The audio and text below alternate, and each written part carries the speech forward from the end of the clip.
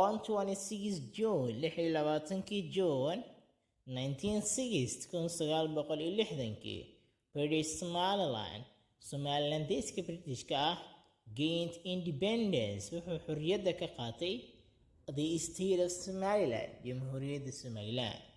On 1st July 2 July the country united with waddanku wuxuu la midoobay the former Italian Somaliland Somalilandeskii horey loo yiqiinay Talyaaniga to become si uu noqdo the Somali Republic Jamhuuriyadda Soomaaliya.